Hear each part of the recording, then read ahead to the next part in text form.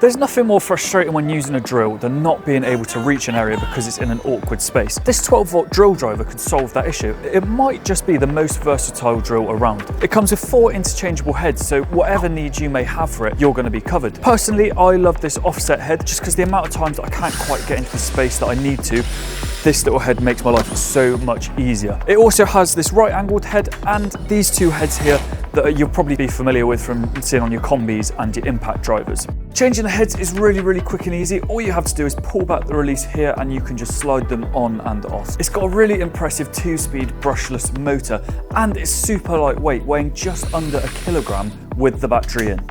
But who's this tool actually for? Well, to be honest, in my opinion, this is the perfect tool for anyone. Whether you're a pro or a DIYer, this is going to stand up to all your tasks. It's powerful, lightweight, and it's a 12-volt tool that you're going to be able to use day to day.